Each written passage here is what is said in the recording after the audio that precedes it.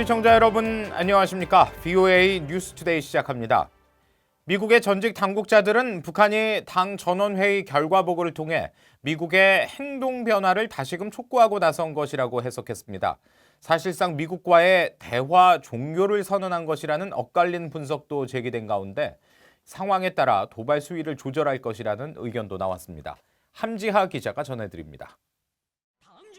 로버트 갈루치 전 국무부 대북특사는 1일 BOA에 신년사를 대체한 김정은 위원장의 당 전원회의 보고가 미국에 대한 실망감 표출이라고 해석했습니다. 셈법을 바꾸라며 연말 시한까지 제시했지만 결국 미국이 아무것도 하지 않은 데 따른 불만이 김 위원장의 발언에서 나타난다는 겁니다. Phrase that we always hear is hostile policy, and that I think for North Koreans means the United States sanctions away from sanctions, and that's not happening. So he still needs something.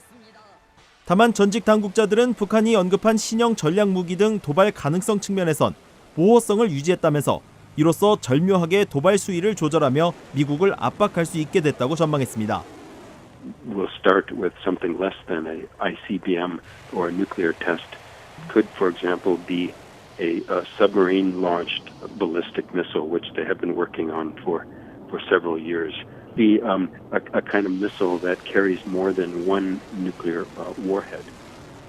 그러나 이번 북한의 메시지가 대미 압박용을 넘어 실질적인 정책 변화를 예고했다는 분석도 나왔습니다. 더 이상 대화를 통해 상황 변화를 꾀하지 않겠다는 겁니다. And the main points elaborating that were as follows. The dialogue with the U.S. is over because it achieves nothing and leaves the country vulnerable. 따라서 김 위원장은 앞으로 경제와 더불어 군사 부문에 집중할 것이라며 더 강력하고 위협적인 핵 전력 개발에 나설 것이라고 주장했습니다. 핵과 경제 개발을 병행한다는 의미의 병진 노선의 회귀도 가능하다는 겁니다. 전문가들은 교착 국면을 면치 못하는 미북 협상이 2020년 탄핵 국면을 맞은 트럼프 대통령의 재선 여부와 맞물려 한 치 앞을 내다보기 어렵게 됐다고 진단했습니다. VOA 뉴스 함지하입니다. 안토니우 구테우스 유엔 사무총장은 북한의 최근 성명이 핵과 미사일 실험 유예 중단을 시사했다며 이를 매우 우려한다고 밝혔습니다. 구테우스 사무총장은 1일 유엔 대변인 명의로 발표한 성명을 통해 이같이 밝히고 북한이 유엔 관련 결의안에 부합해 실험을 재개하지 않기를 희망한다고 말했습니다. 그러면서 핵 비확산은 세계적인 핵 안보의 근간으로 반드시 준수돼야 한다고 강조했습니다. 구테우스 사무총장은 또 완전하고 검증 가능한 한반도 비핵화를 향한 대화 재개에 대한 지지를 거듭 표명하며 외교적 관여가 지속 가능한 평화를 이룰 유일한 길이라고 덧붙였습니다. 존 볼튼 전 백악관 국가안보보좌관은 북한의 당 전원회의 보고 발언과 관련해 미한 연합 군사훈련을 완전히 재개해야 한다고 촉구했습니다. 볼튼 전 보좌관은 1일 자신의 트위터에 김정은의 위협적인 신년 발언에 어떻게 대응할 것인가라면서 한국에서 취소되거나 축소된 모든 군사훈련을 완전히 재개해야 한다고 주장했습니다. 그러면서 미군이 진정으로 오늘 밤 싸울 준비가 돼 있는지 검증하기 위한 의회 청문회를 열어야 한다고 덧붙였습니다. 볼튼 전 보좌관은 지난 9월 트럼프 대통령과의 대외 정책 이견으로 경질된 이후 공개 발언 등을 통해 트럼프 행정부의 북한 비핵화 협상에 대해 비판적인 견해를 나타내고 있습니다. 유엔 안보리 이사국 절반 이상은 중국과 러시아가 제출한 대북 제재 완화 결의안에 반대하고 있는 것으로 나타났습니다. 일부 이사국은 해당 결의안이 안보리의 단결을 해친다면서 논의에 불참할 것으로 알려졌습니다. 조상진 기자가 보도합니다. 익명을 요구한 유엔 외교 소식통은 지난 31일 VOA에 보낸 이메일에서 중국과 러시아가 추진하는 대북 제재 완화 결의안에 반대하는 안보리 이사국은 15개 중 9개 나라라고 밝혔습니다.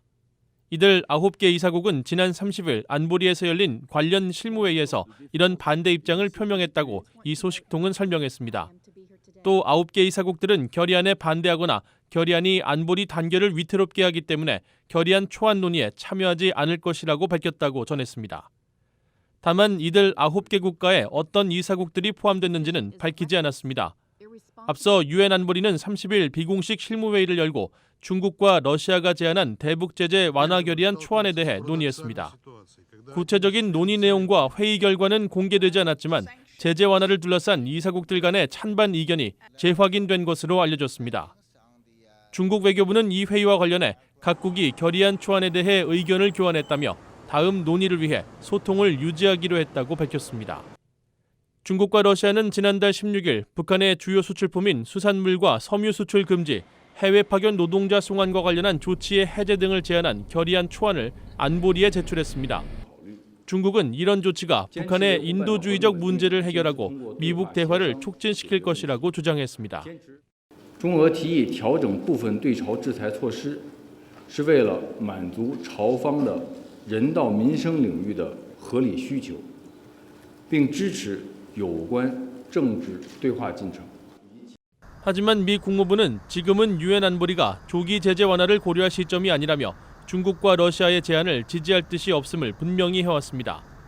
결의안이 채택되려면 미국 등 5개 상임이사국들의 거부권 행사 없이 15개 이사국 가운데 9개 나라가 찬성해야 합니다. 이 때문에 대북 제재 완화가 현실화되기는 쉽지 않을 것이라는 전망이 우세합니다. VOA 뉴스 조상진입니다. 미국의 비정부 기구 이그니스 커뮤니티가 평양의학대학 내 척추 소아 행동발달 장애 치료 연구소를 완공했습니다. 이 단체는 최근 웹사이트에 올린 글에서 지난 12월 9일에서 17일까지 평양을 방문해 연구소 건물 외부와 실내가 모두 완공된 것을 확인했다고 밝혔습니다. 그러면서 이제 완성된 건물 안에 의료기기와 장비, 가구, 어린이 장난감만 채우면 된다고 설명했습니다. 이 단체는 앞서 지난 9월 유엔 안보리 대북제재위원회로부터 59만 9,300달러 상당의 의료와 재활기기 북한 반입을 승인받았습니다. 이상으로 VOA 뉴스투데이 마칩니다. 함께해 주신 여러분 고맙습니다.